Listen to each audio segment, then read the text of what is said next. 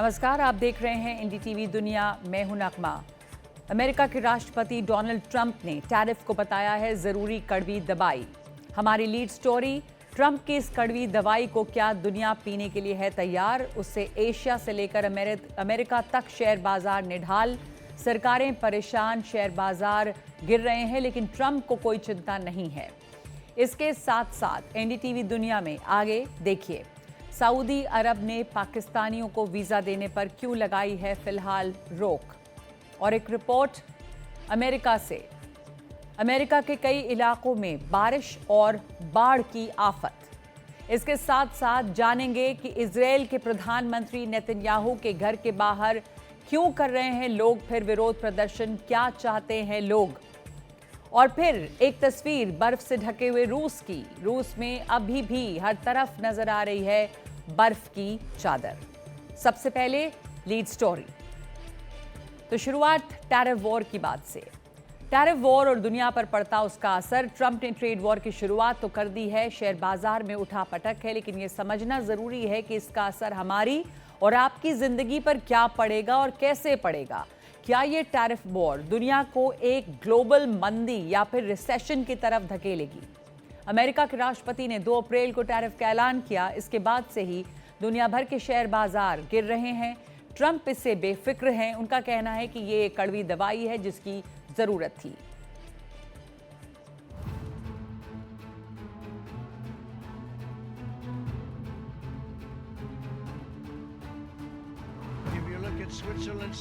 America के राष्ट्रपति Donald Trump के टैरिफ ने दुनिया भर के बाजारों में भूचाल ला दिया है।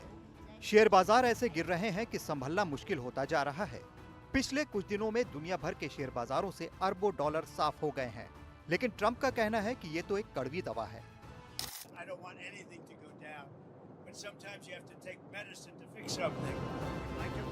एयरफोर्स वन पर मीडिया से बात करते हुए ट्रंप ने साफ कर दिया कि वो टैरिफ से पीछे हटने वाले नहीं हैं। भले ही पूरी दुनिया परेशान हो और खुद अमेरिका पर भी इसका असर पड़ रहा हो। ट्रंप ने कहा कि दुनिया के करीब 50 देशों के नेताओं ने उनसे संपर्क किया है।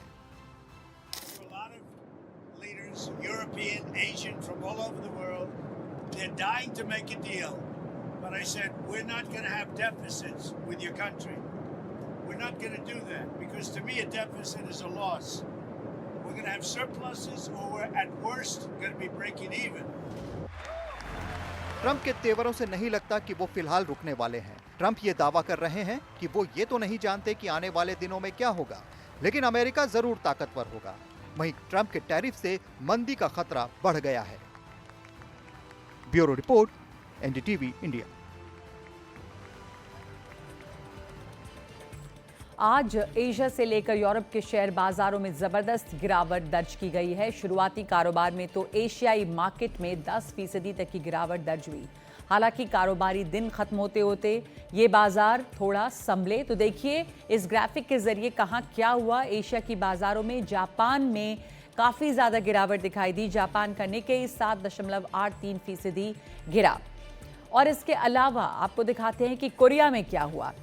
कोरिया के कोस्पी इंडेक्स में 5.57% की गिरावट रही। ये 137 अंक गिर के 2328 पर बंद हुआ। उधर चीन का शंघाई कॉम्पोजिट इंडेक्स भी 7.34% गिरा और 245 अंक नीचे गिरकर 3096 पर बंद हुआ।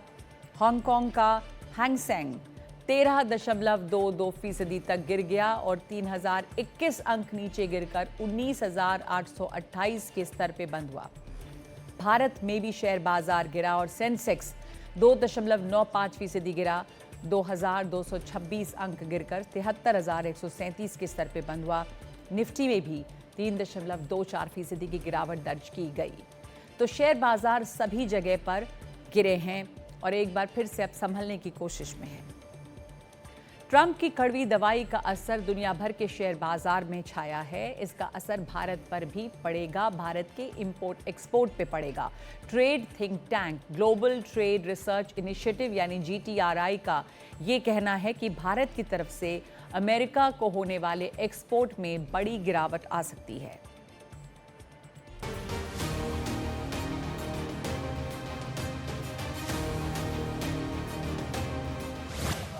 डोनाल्ड ट्रंप ने ऐसा टैरिफ लगाया है कि पूरी कारोबारी दुनिया में त्राहिमाम मचा है। ट्रंप कह रहे हैं कि ये कड़वी दवा है, लेकिन दवा शायद कुछ ज्यादा ही कड़वी हो गई है और इसका असर भारत पर भी दिखेगा। International agency global trade research initiative यानी GTRI के मुताबिक बढ़े टैरिफ से भारत को $5.76 बिलियन का नुकसान होने की आशंका है। भारत की ओर से अमेरिका को होने वाले एक्सपोर्ट में 6.4% तक की गिरावट आ सकती है। मछली और दूसरे मरीन प्रोडक्ट्स में 20%, आयरन और स्टील में 18%, सोना और हीरा में 15.3% तक और ऑटो पार्ट्स और गाड़ियों में 12.1% तक, टेलीकॉम और इलेक्ट्रिकल प्रोडक्ट्स में 12% तक की गिरावट की आशंका है। प्लास्टिक और उनके आर्टिकल्स, कालीन, पेट्रोलियम उत्पाद, कार्बनिक केमिकल्स और मशीनरी जैसे क्षेत्रों पर भी नेगेटिव असर पड़ने की आशंका है। नए टैरिफ के प्रभाव से व्यापार में कमी की ओर संकेत मिलता है। हालांकि GTRI ने कहा है कि चुनिंदा प्रोडक्ट्स सेगमेंट में भारत की कॉम्पिटिटिव पोजीशन कुछ नुकसान को कम करने में मदद कर सकती है। GTRI ने कहा है कि भारत उन क्षेत्रों में मामूली एक्सपोर्ट लाभ देख सकता है जहां अमेरिका ने प्रतिस्पर्धी देशों पर टैरिफ बढ़ाया है। इनमें टेक्सटाइल, गारमेंट्स, सेरामिक उत्पाद और फार्मास्यूटिकल्स मुख्य हैं। 9 अप्रैल से अमेरिका भारतीय सामानों पर 26% का टैरिफ लगाएगा।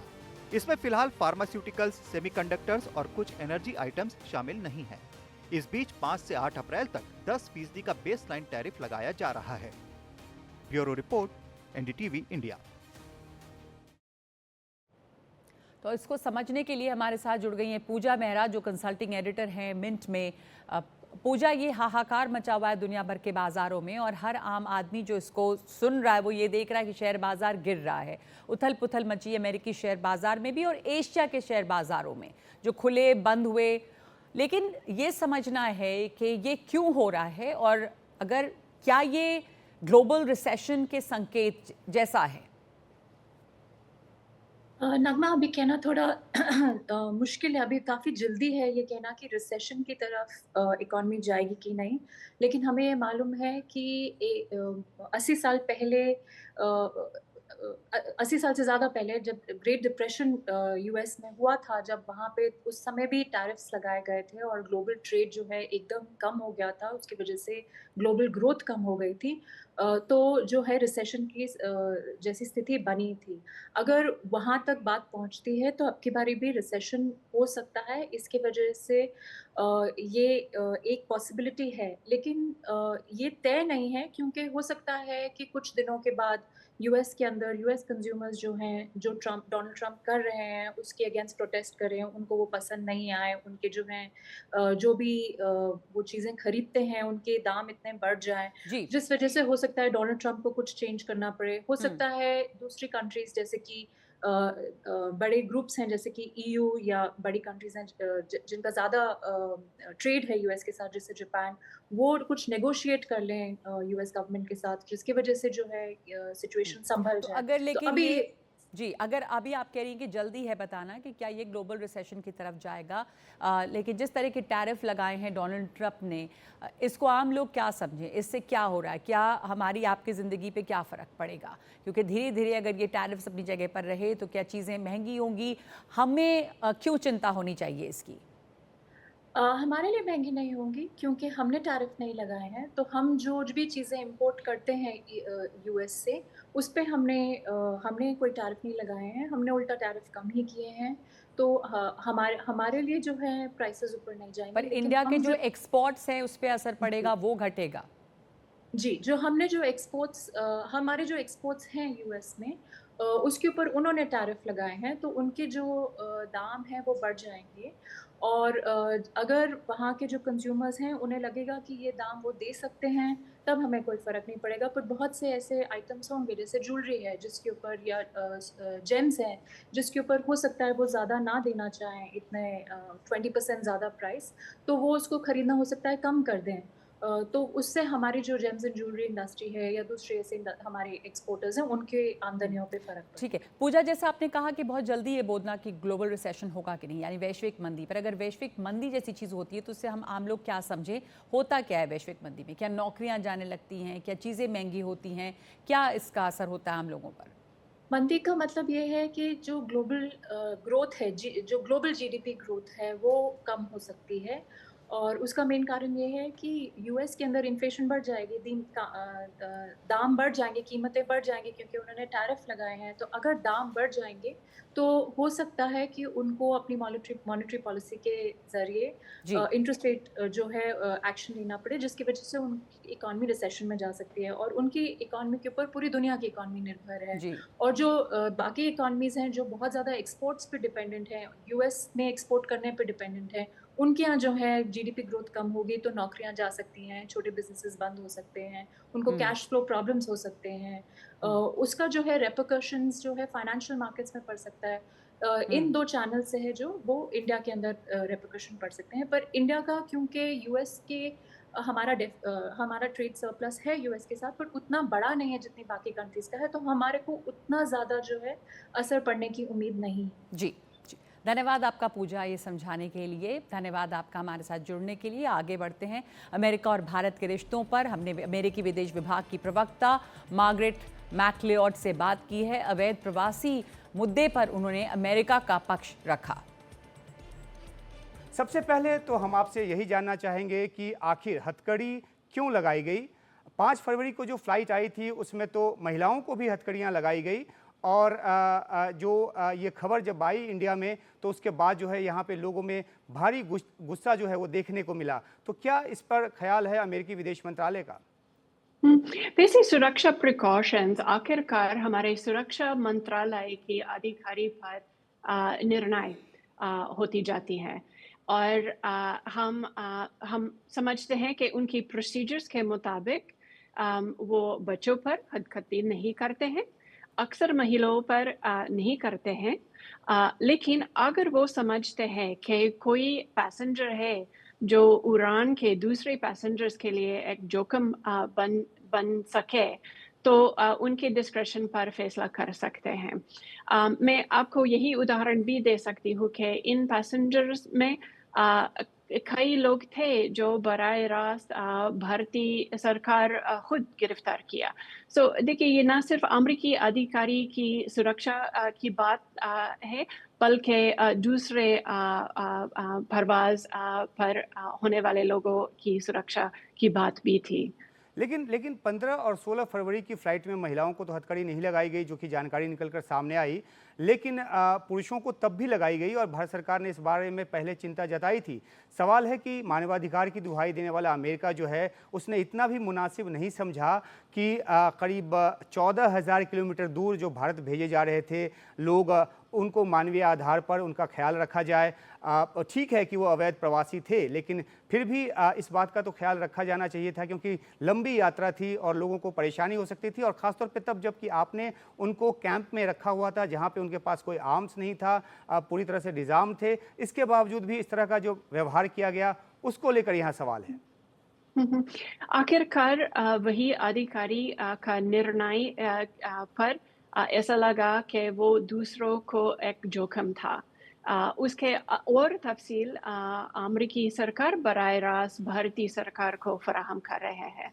जी, और ये भी एक आरोप लगा कि जो सिखों की जो धार्मिक भावना है उसका भी ख्याल नहीं रखा गया। पगड़ी खोलवाने तक की जो बात है वो भी सामने आई, शाकाहारी खाने का बंदोबस्त भी नहीं किया गया। और इस तरह के आरोप को लेकर पंजाब के जो एक सांसद हैं, मेंबर पार्लियामेंट हैं, उन्होंने संसद में भी इस मुद्दे को उठाया। तो इस मुद्दे पर अमेरिकी विदेश मंत्रालय का क्या कहना है? सुरक्षा मंत्रालय ने कंफर्म किया कि वो पैसेंजर्स जो उड़ान पर थे उन्होंने शाकाहारी खाना के अलावा और कोई धार्मिक अकोमोडेशन की दरख्वास्त नहीं की। एक सवाल ये भी है कि भारत सरकार ने इस मुद्दे को अमेरिकी अथॉरिटीज़ के सामने उठाया भी, अपनी चिंता भी जताई। उसके बाद भी देखा गया कि उसमें कोई रियायत नहीं मिली।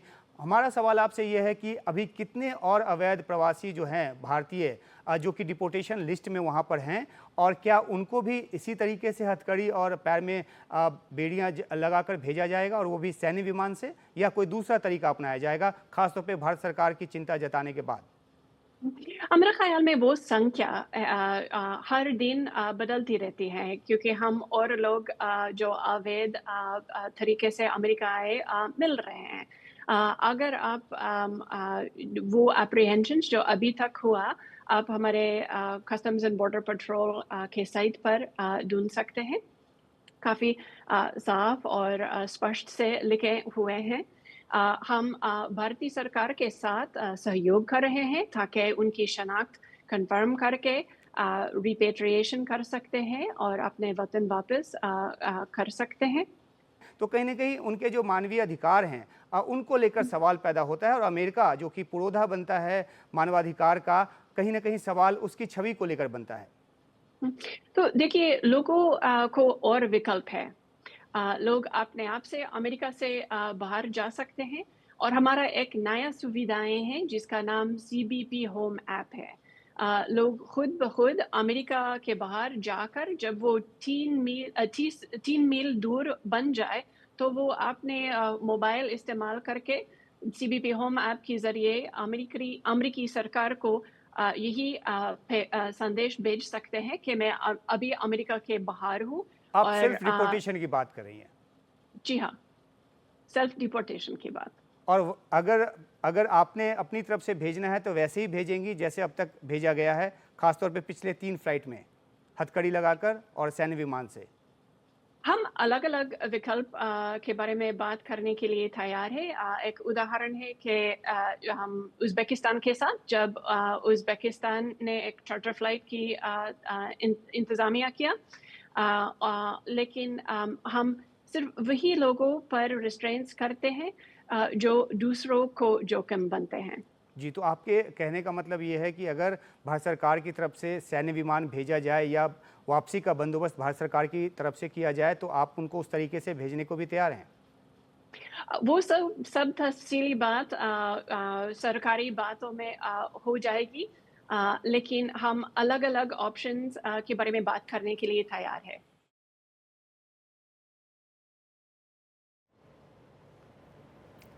सऊदी अरब ने 14 देशों के लिए वीज़ा पर फिलहाल पाबंदी लगा दी है। इसमें भारत का भी नाम है और पाकिस्तान का भी, लेकिन ये पाबंदी आखिर क्यों लगाई गई है जबकि भारत के साथ वो दोस्ताना संबंध हैं, आपको दिखाते हैं ये रिपोर्ट।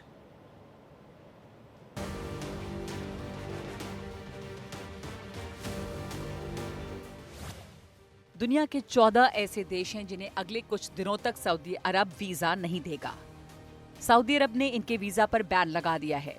इसमें वो देश हैं जिनके साथ सऊदी अरब की दोस्ती है। तो सबसे पहले ये देखिए कि इस वीजा बैन की लिस्ट में कौन कौन से देश हैं। इनमें शामिल है जो 14 देश, उनमें है भारत, पाकिस्तान, बांग्लादेश, मिस्र, Indonesia, Iraq, Nigeria, Jordan, Algeria, Sudan, Ethiopia, टूनीशिया, Yemen और मोरक्को। खबर है कि ये फैसला इसलिए लिया गया है ताकि लोगों को बिना पूरे रजिस्ट्रेशन के हज करने से रोका जा सके। ये देखा गया है कि कई लोग यहाँ पर उम्रा या विजिट वीजा पर आते हैं और फिर बिना रजिस्ट्रेशन के लिए हज करने के लिए अवैध रूप से देश में रुक जाते हैं। इस दुरुपयोग को रोकने के लिए सऊदी सरकार ने हज से पहले वीजा नियमों को कड़ा करने का फैसला किया है। क्राउन प्रिंस मोहम्मद बिन सलमान ने अधिकारियों से इन नियमों को सख्ती से लागू करने को कहा है। नई गाइडलाइन के मुताबिक उम्रा वीजा सिर्फ 13 अप्रैल तक जारी किए जाएंगे। जिन लोगों के पास उम्रा का वीजा है वो 13 अप्रैल तक सऊदी अरब पहुंच सकते हैं। उसके बाद हज खत्म होने तक कोई नया उम्रा वीजा नहीं दिया जाएगा। बिजनेस और फैमिली विजिट के लिए मिलने वाले वीजा पर भी जून महीने के मध्य तक बैन रह सकता है। सऊदी हज और उम्रा मंत्रालय ने साफ किया है कि ये कदम किसी भी राजनयिक विवाद से जुड़ा नहीं है, बल्कि ये हज यात्रा को सुरक्षित और बेहतर ढंग से करने के लिए लिया गया फैसला है। हज के दौरान बड़ी भीड़ आती है, जिसे कि काबू में रखना एक बड़ी चुनौती है। इसके लिए एक कोटा प्रणाली लागू की गई है, जिसके तहत हर देश की तय संख्या में हज यात्रियों को यात्रा करने की इजाजत दी जाती है, लेकिन कई बार लोग इसे नजरअंदाज कर देते हैं। कई विदेशी नागरिक उम्रा या विजिट वीजा पर सऊदी अरब आते हैं और गैर कानूनी तौर से हज में भाग लेने के लिए वहीं रुक जाते हैं। इससे भीड़ बहुत बढ़ती है, गर्मी में भी इजाफा होता है। 2024 के हज के दौरान ऐसी ही घटना में कम से कम 1200 लोगों की मौत हो गई थी। मौजूदा वीजा बैन के पीछे अवैध कामकाज भी एक कारण बताया जा रहा है। लोग विजिट वीजा पर आते हैं और फिर काम के लिए वहीं रुक जाते हैं। प्रभावित यात्रियों से नियमों का पालन करने को कहा गया है और अगर कोई भी शख्स इस आदेश का उल्लंघन करेगा तो उसके खिलाफ कड़ी कार्रवाई की जाएगी। भारत से हज यात्री 29 अप्रैल से 30 मई के बीच सऊदी अरब जाएंगे और हज के मुख्य अनुष्ठान 4 जून से 9 जून तक किए जाएंगे। Bureau report, NDTV India. और गाजा पर इजराइल की बमबारी लगातार जारी है। रविवार को अलग अलग जगहों पे इजराइल ने बड़े हमले किए। हाल के दिनों में ये हमले तेज हो गए हैं। ये भी सामने आ रहा है कि हमलों के साथ साथ इजराइल ने गाजा पट्टी में अपना विस्तार भी तेजी से बढ़ाया है।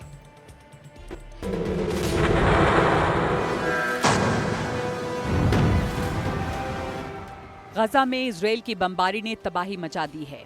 पिछले कुछ दिनों में ये हमले और भी तेज हो गए हैं। रविवार को भी यही हाल रहा। अलग अलग जगह पर इजरायली हमलों में करीब 30 लोगों की मौत हो गई है। तस्वीरें देर अल बलाह की हैं, जहां पूरी रात बमबारी हुई। अस्पताल में घायलों के पहुंचने का सिलसिला चल रहा है। ये अलग बात है कि यहाँ के अस्पताल खुद ही बहुत बुरे हाल में हैं। डॉक्टरों और दवाइयों की कमी है। यहाँ के अल अक्सा अस्पताल के पास भी धमाके हुए। अस्पताल परिसर में किसी की भी मौत हालांकि नहीं हुई, लेकिन शहर में ताज़ा हमलों में एक और व्यक्ति की मौत हो गई है। कई लोग घायल हैं। ये भी बताया जा रहा है कि इजरायली सेना ने फिलिस्तीनियों से इलाका छोड़कर जाने को कहा। लगातार हमलों के चलते स्थानीय लोग अपनी जान बचाने के लिए इधर उधर भाग रहे हैं। खान यूनुस में एक टेंट इजरायली हमले का शिकार हुआ। इस हमले में 2 लोगों की मौत हो गई है, जिसमें एक पत्रकार भी था। बताया जा रहा है कि इस टेंट को कई पत्रकार रिपोर्टिंग के दौरान बेस के तौर पर इस्तेमाल करते थे। शहर के नासिर अस्पताल के पास ये टेंट बना हुआ था। तस्वीरें वेस्ट बैंक के रमाल्ला की हैं। यहाँ के लोग इजरायली हमलों का विरोध कर रहे हैं। ज्यादातर दुकानें बंद हैं, सड़कों पर इक्का दुक्का गाड़ियां हैं। सरकारी संस्थान, स्कूल और पब्लिक ट्रांसपोर्ट भी बंद है। गाजा में युद्ध के कारण वेस्ट बैंक में भी हिंसा बढ़ गई है।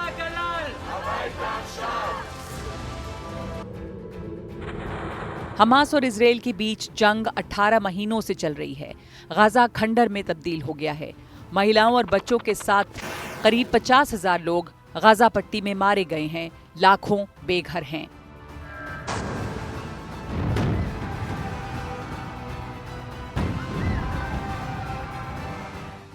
इस बीच इजरायल के प्रधानमंत्री बेंजामिन नेतन्याहू अमेरिका पहुंच गए हैं। बताया जा रहा है कि वो यहां अमेरिकी राष्ट्रपति ट्रंप से मिलेंगे। दोनों नेताओं के बीच ईरान, गाजा में युद्ध और टैरिफ पर चर्चा हो सकती है। जनवरी में ट्रंप के दोबारा राष्ट्रपति पद संभालने के बाद से नेतन्याहू की ये दूसरी वॉशिंगटन यात्रा है। उनका ये दौरा इसलिए भी अहम है क्योंकि गाजा में सीज फायर का पहला दौर खत्म हो गया है और बड़े पैमाने पर वहां तबाही जारी है। Bureau report, NDTV India.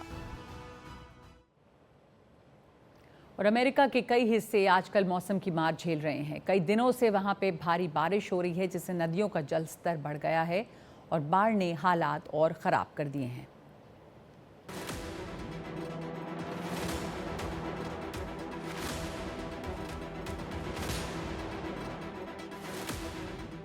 नदियां उफान पर हैं।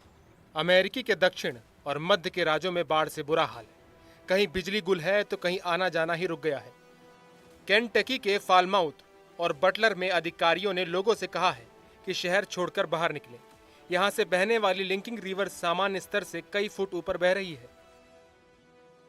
तस्वीरें केंटकी के ही फ्रैंकफ्रंट की हैं।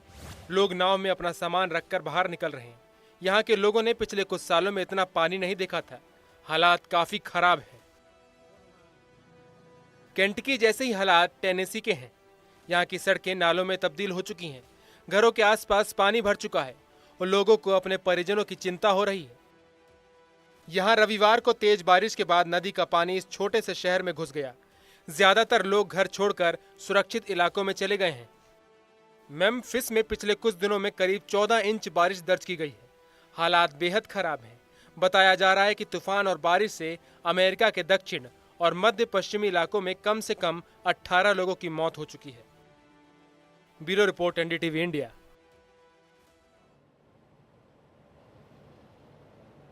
तो अमेरिका में भी मौसम की मार है। एनडीटीवी दुनिया में आज के लिए इतना ही। नमस्कार।